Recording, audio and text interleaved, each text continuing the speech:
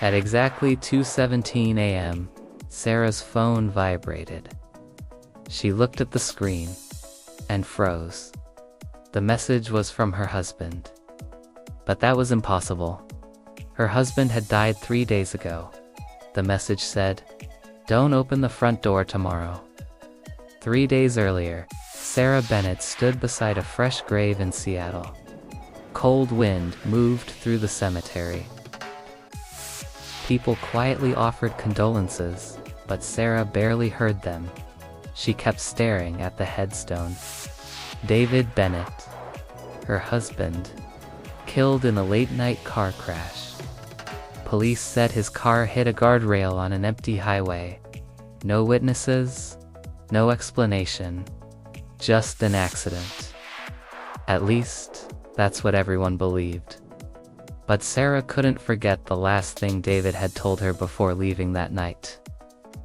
If something strange happens, trust the message. She had laughed at the time. What message? David only smiled. You'll know. Then he left. And that was the last time she saw him alive. 3 nights later, Sarah couldn't sleep. The house felt too quiet. At 2:17 a.m., her phone buzzed. Half asleep, she grabbed it. Then her heart stopped. The notification said, "David Bennett." Her stomach twisted. Slowly, she opened the message. It said only one line. "Don't open the front door tomorrow." Sarah stared at the screen. This had to be a mistake. Maybe someone had David's phone. Maybe the message was scheduled before the crash. Yes, that made sense. But when she checked the timestamp, her hands began shaking. Sent 8 seconds ago. Sarah barely slept that night. The message stayed in her mind. By the next morning, she tried convincing herself it was just a glitch. Nothing more. Until 11:43 a.m., someone knocked on the front door. 3 slow knocks. Sarah froze. Her eyes moved to the phone on the table. The message still glowed on the screen. "Don't open the front door tomorrow." "Another knock, ma'am," a voice called. Sarah slowly walked toward the door. Through the frosted glass, she saw a man standing outside. Tall figure, probably a delivery driver. Nothing unusual. Still, her hand hesitated on the door handle. "Ma'am?" the voice called again. "Police department." Sarah blinked. Police? Maybe they had new information about David's accident. She unlocked the door.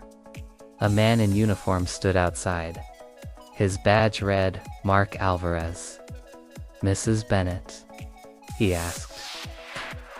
"Yes, I'm sorry to bother you," he said. "I just have a few questions about your husband."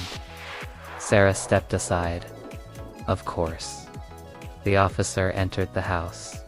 But something about him felt strange. He looked nervous, like he was hiding something. Finally, he spoke. "Mrs. Bennett, there's something about your husband's accident that doesn't make sense." Sarah felt a chill. "What do you mean?" Officer Alvarez hesitated. Then he said something that made her heart pound. The crash happened at 2:17 a.m. Sarah's breath caught. The exact same time she received the message. "Mrs. Bennett," the officer continued slowly, "there's something else you should know." "What?" "We recovered your husband's phone from the crash site." Sarah frowned. "But I received a message from his number last night." The officer's face went pale. "That's impossible." "Why?" "Because the phone we found," he paused, "was completely destroyed."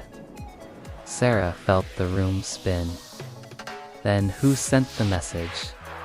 The officer stared at her. "I was hoping you could tell me." Suddenly, Sarah's phone vibrated again. Both of them looked at the screen. Another message from David Bennett.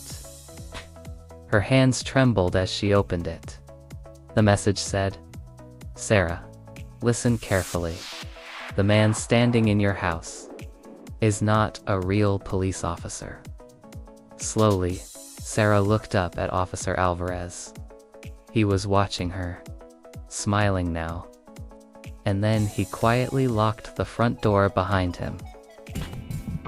Sarah slowly lifted her eyes from the phone. Across the room, the man who called himself Officer Mark Alvarez was watching her. But the friendly, comforting expression he wore just moments ago was gone. Now, his smile seemed different, colder, almost predatory. "Everything okay, Mrs. Bennett?"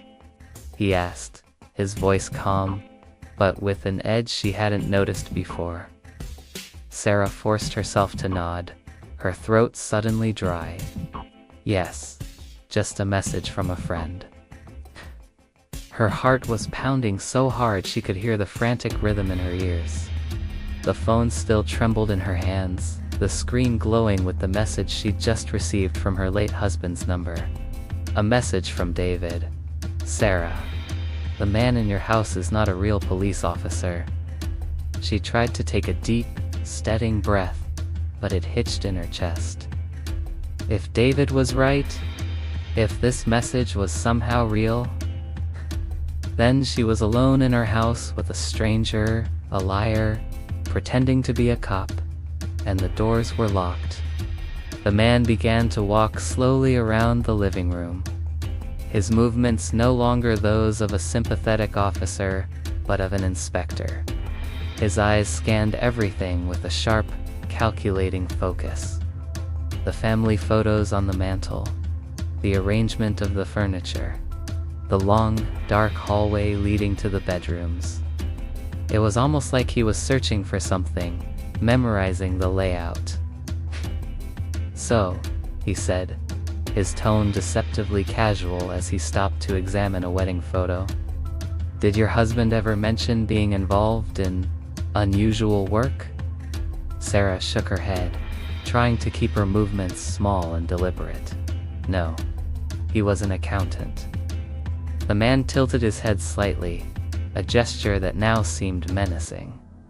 "That's strange, why?" she asked, her voice barely a whisper.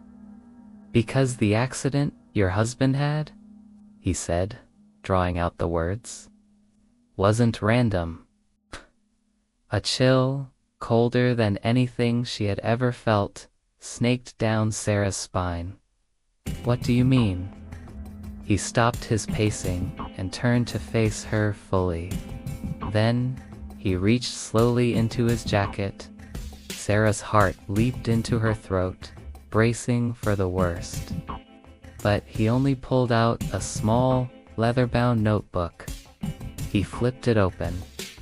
"Your husband," he said, his eyes fixed on her, "was involved in something valuable." Sarah remained silent, her mind racing, trying to piece together this nightmare. "Something worth a lot of money," he continued, his voice low and intense. "And before he died, he hid it somewhere." The terrifying puzzle pieces clicked into place. This man wasn't here for answers about an accident. He wasn't here to offer condolences. He was here to find something. "Mrs. Bennett," he said softly, taking a step closer, "I'm going to ask you one more time. Did your husband leave you anything? A package? A key? A code?" Sarah shook her head again, more firmly this time. "No, nothing." The man steadied her face, his eyes narrowed, as if he were trying to peel back her expression and read her thoughts. He let out a long, theatrical sigh. "That's unfortunate." "Why?" she dared to ask. "Because if you don't know where it is, things could become difficult. For you?" Her pulse was a frantic drum against her ribs.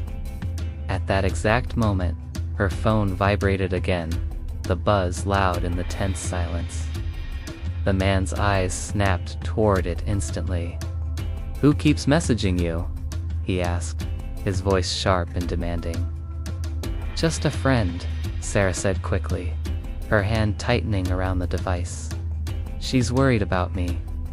But he was already stepping closer, closing the distance between them. He loomed over her. "Show me." Sarah hesitated, her mind screaming. Now, the word was a command, cold and absolute. Slowly, her hands shaking, she lifted the phone. Another message from David's number. With a trembling thumb, she opened it. The words on the screen seemed to glow. "Sarah, stay calm. Look behind the bookshelf." Her heart skipped a beat. Behind the bookshelf, her eyes darted involuntarily toward the large, dark wood bookshelf that dominated the far wall, filled with David's favorite novels. The fake officer followed her gaze, his expression immediately suspicious. "What are you looking at?" he asked, his voice tight. "Nothing," she said, too quickly. But it was too late. The man walked purposefully toward the shelf. He began examining it, running his fingers along the edges, tapping the wood, checking the sides. He moved with a methodical precision that made her stomach clench. Then, suddenly, he smiled. A true, triumphant smile. "Well, well," he murmured. He reached behind a row of thick encyclopedias and pulled out a small, sleek metal box. Sarah's stomach dropped. She felt as if the floor had fallen away from beneath her. "What is that?"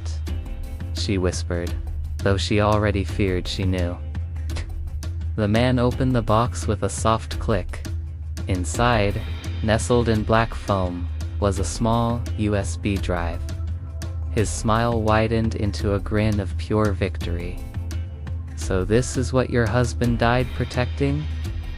Sarah frowned, a flicker of confusion breaking through her fear. "What is it?" He looked directly at her, his eyes glinting. "Information." "What kind of information?" "The kind that powerful people would pay millions to keep secret," he said, his voice laced with satisfaction. Sarah's mind raced, trying to connect the dots. David, a criminal? It was impossible. David wasn't a criminal, she stated, a sliver of her old conviction returning. "No," the man agreed, snapping the box shut. "He was a whistleblower." He slipped the USB drive into his pocket. "Your husband, the quiet accountant, discovered financial records. Records linking several powerful corporations to massive illegal operations. Fraud, money laundering, you name it." Sarah's eyes widened in disbelief. "And he planned to expose them all," the man continued. "But someone discovered his plan first. So they caused the accident." She whispered, the horrible truth finally dawning. The man nodded calmly, as if discussing the weather. "Yes, they made it look random, but they made one mistake. They couldn't find the evidence." Sarah felt hot tears welling in her eyes. Tears for the husband she thought she knew, and for the secret life he had lived to protect them. "Then why are you here?" The man walked toward the front door, his mission complete. "Because your husband was clever. He hid the evidence before he died. And thanks to you, and his little posthumous text messages, I finally found it." Just as his hand reached for the doorknob, Sarah's phone vibrated one last time. A final message from David. With a sense of dread and a flicker of hope, she opened it. "Sarah, if he found the USB, don't worry. It's a fake." Her breath caught in her throat. A second message appeared instantly. The real evidence is already uploaded. It went public 5 minutes ago. Then a final, beautiful line appeared. And the police should arrive in about 30 seconds. Sarah slowly looked up from her phone. The man, sensing the shift in the room, noticed her expression. "What's wrong?" he asked, a hint of unease in his voice. Before she could answer, the night outside exploded with the sound of sirens, growing louder and closer with each passing second. The man's face went white, his triumphant smirk vanishing, replaced by pure panic. "What did you do?" he snapped, whirling around to face her. Sarah looked at him, and for the first time since he'd walked in, she allowed herself a small, knowing smile. "My husband," she said quietly, her voice steady and clear. "He planned for everything.